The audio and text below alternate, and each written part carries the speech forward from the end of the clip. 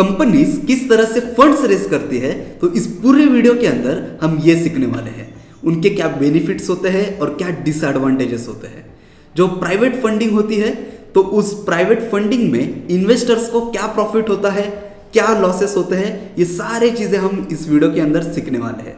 Plus publicly किस तरह से फंडिंग होती है, यानी कि हम किस तरह से उन कंपनीज के अंदर इन्वेस्ट करके एक प्रॉफिट जनरेट कर सकते हैं, ये भी हम सीखेंगे, राइट। तो जब भी एक छोटा सा जब एक बिजनेस स्टार्ट होता है, तो उस बिजनेस का जो ओनर है, तो हमेशा वो यही चाहता है कि मैं इस बिजनेस में अपनी सेविंग्स लगा के इसे स्टार्ट करूंगा।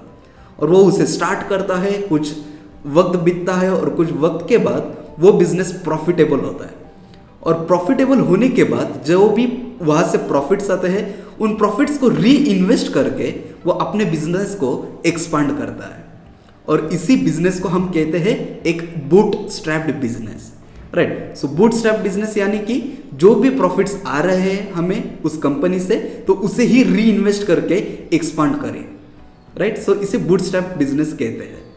और जब प्रॉफिट्स कम हो बट कैपिटल की रिक्वायरमेंट ज़्यादा हो, तो ऐसे समय पर हमें एक ही चीज़ हमारे दिमाग में आती है और वो होता है लोन, राइट। तो हम एक बैंक से लेके दूसरे बैंक में जाते हैं, दूसरे बैंक से तीसरे बैंक में जाते हैं और हम हमारा प्रपोजल रख के हम बिजनेस लोन लेना चाहते हैं, राइट। और लोन लेना गलत नहीं है, ठीक है। अगर आपके पास कंफर्मेशन है कि कुछ आने वाले टाइम में इस पूरे लोन के पीरियड के अंदर अगर मेरा बिजनेस प्रॉफिटेबल हो सकता है, तो लोन लेना बिल्कुल भी गलत नहीं है।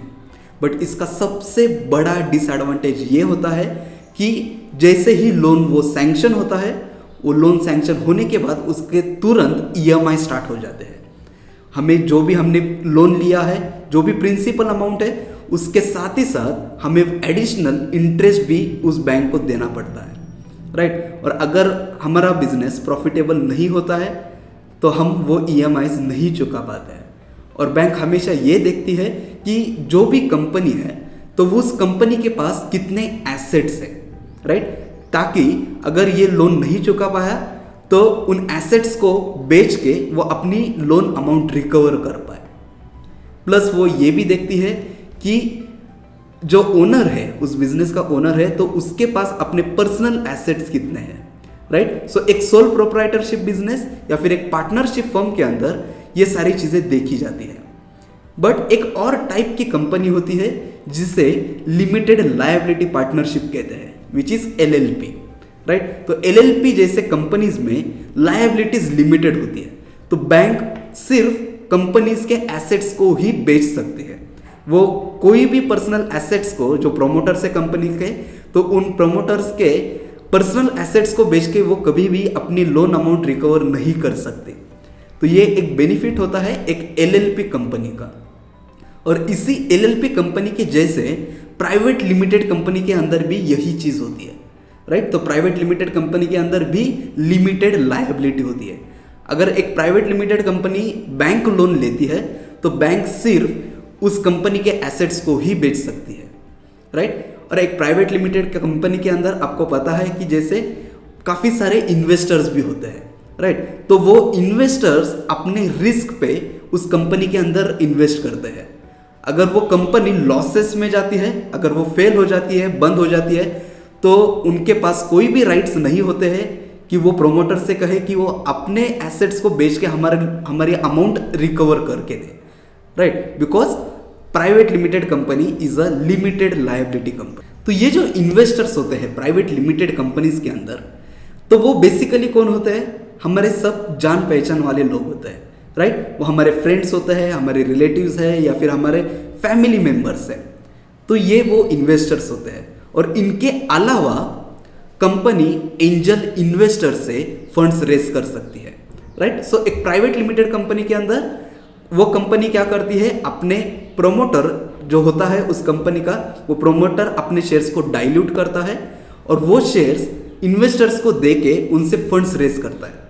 तो अगर उस प्राइवेट लिमिटेड कंपनी के पास कोई इन्वेस्टर्स नहीं है, जान पहचान वाले इन्वेस्टर्स नहीं है, तो वो एक एंजल इन्वेस्टर्स को अप्रोच करके फंड्स रेज कर सकता है, राइट। तो एक एंजल इन्वेस्टर हमेशा स्टार्टअप में इन्वेस्ट करने के लिए रेडी होते हैं, बिकॉज जब वो स्टार्टअप एक बड़ा कंपनी बन जाए, एक यूनिकॉर्न बन जाए, एक वेल एस्टैब्लिश्ड स्टार्टअप बन जाए, तो उनकी बिजनेस की वैल्यूएशन बढ़ती है और एंजल इन्वेस्टर्स के शेयर्स की प्राइसेस बढ़ती है, राइट। तो इसी तरह एंजल इन्वेस्टर्स को प्रॉफिट्स होते हैं। वो हमेशा ये देखते हैं कि इस बिजनेस की वैल्यूएशन किस तरह से बढ़ने वाली है आगे जाके, ताकि उनकी इन्वेस्टमेंट की वैल्यू बढ़ जाए। तो ये काम होता है एंजल इन्वेस्टर्स का। प्लस इन्हीं एंजल इन्वेस्टर्स को कंपनी डिविडेंड के फॉर्म में प्रॉफिट्स शेयर करती है। तो जो भी प्रॉफिट्स आ रहे हैं कंपनी के पास, तो कंपनी उन प्रॉफिट्स को भी थोड़े परसेंटेज में शेयर करती है with the investors in the form of dividend, right. So this is how an angel investor is important for a private limited company. और जब ये एक वेल एस्टैब्लिश्ड बिजनेस हो जाता है, एक वेल एस्टैब्लिश्ड कंपनी हो जाती है, एक स्टार्टअप यूनिकॉर्न बन जाता है, और जब उन्हें और फंडिंग की जरूरत पड़ती है, तो ऐसे समय पर सबसे बड़ा रोल प्ले होता है वेंचर कैपिटलिस्ट फर्म्स का, राइट। तो वेंचर कैपिटलिस्ट बहुत बड़े फर्म्स होते हैं और उनका रोल तब आता है जब कोई एक बिजनेस 10 करोड़, 50 करोड़, 100 करोड़ या फिर 1000 करोड़ रेज करना चाहता है उस टाइम पे, राइट। तो इन वेंचर कैपिटलिस्ट को क्या प्रॉफिट होता है कि इस कंपनी की वैल्यूएशन और बढ़ जाए, ये एक और बड़ी कंपनी बन जाए, और जब ये एक बड़ी कंपनी बनेगी तो ऑफकोर्स उसके शेयर की प्राइसेस भी बढ़ेगी और उनको वो प्रॉफिट्स हो जाए।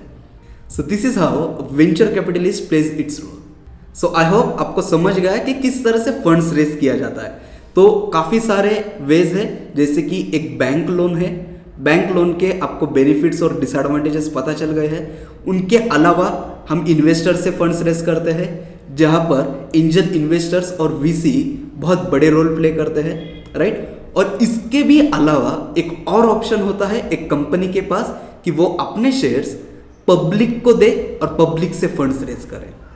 और जब बात आती है पब्लिक से फंड्स रेज करने की, जब फर्स्ट टाइम कोई भी कंपनी पब्लिक को शेयर्स ऑफर करती है, तो उस प्रोसेस को हम कहते हैं इनिशियल पब्लिक ऑफरिंग, जो एक प्राइमरी मार्केट में इस पूरे प्रोसेस को किया जाता है, राइट। और ये प्रोसेस एक रेगुलेटर के अंडर होता है, और हमारे इंडिया में जो रेगुलेटर है तो वो है SEBI, securities exchange board of India. तो सेबी के रेगुलेशंस के अंदर ये पूरी प्रोसेस एग्जीक्यूट किया जाता है, राइट। तो पब्लिक यानी कि हम इन कंपनीज के अंदर इन्वेस्ट करते हैं और उनसे बदले में कुछ शेयर्स लेते हैं, और फिर ये शेयर्स जाते हैं सेकेंडरी मार्केट में, which is the stock market. तो ये सारी process which is the IPO process, कि ये किस तरह से होती है, हम इसको डीपली थोड़ा सा और एक्सप्लोर करेंगे इन दी नेक्स्ट वीडियो, राइट। तो इस वीडियो में हमें यही जानना था कि किस तरह से एक प्राइवेट फंडिंग होती है, उन्हें क्या प्रॉफिट्स होते हैं, और किस तरह से एक पब्लिक फंडिंग होती है, राइट। तो एक प्राइवेट लिमिटेड जब एक पब्लिक लिमिटेड होती है, तो उसका मतलब यह होता है कि उसने पब्लिक से फंड्स रेज किए हैं, right. So see you in the next video.